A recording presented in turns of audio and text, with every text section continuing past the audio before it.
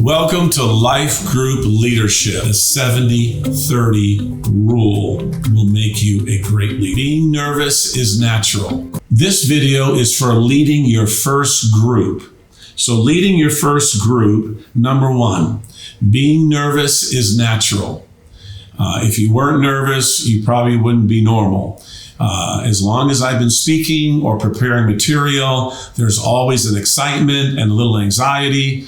But just before you go to do it, there'll always be these little butterflies. Is it going to come out right? Is it going to be a good session? Are people going to be listening? Are they going to be engaged? So that's okay if you're a little nervous. Number two, make sure wherever you're having your small group that you're there early.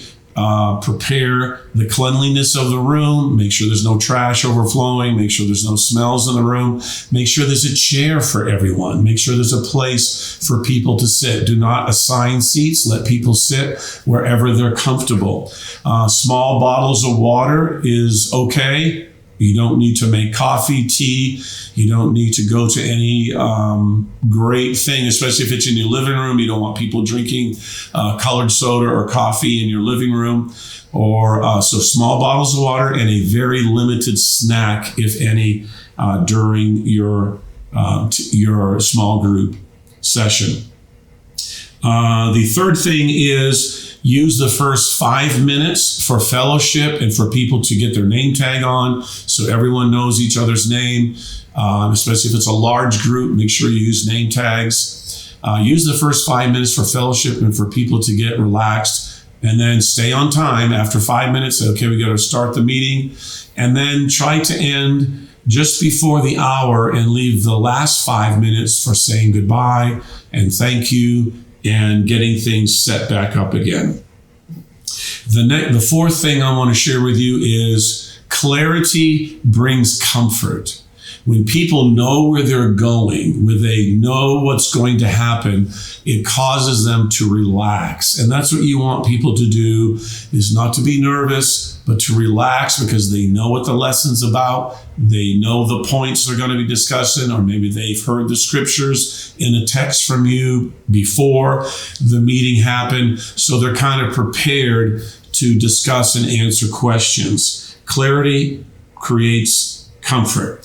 And number 5 is the church will provide direction and even a directory on how many life groups there are happening in August, especially when we launch our life groups. There may be 5, there may be 7 different life groups on this campus happening at one time. So yeah, we'll provide direction for people to go, but it will be up to the leader. It will be up to you on Sunday morning, especially if you start off with a small group and you have room for other people. It will be up to you to promote your life group. You've already assigned an assistant or 2 assistants. Now you can go and say, hey, we have room for 3 more people or 4 more couples. If you'd like to join us, it's this time or this night. It will be up to you. As a leader, this is where you'll be tested. Don't take it personal if people choose not to attend your group. It could be the title, it could be the material, or it could be you. They're just not into you as a leader. If that happens, just reset yourself, and maybe you should attend another group that has a lot of people in it, and they're following a leader, and learn how that leader leads that group. And then after the session is over, you might jump back into leading your own group. But don't get discouraged. Never take it personal if your group is small, or if people fall out, or if there's no one there. Find a group that's well attended and people are going to, and maybe you'll be the teacher of that group after. Thank you very much. God bless you. Thank you for choosing to be a leader of life groups.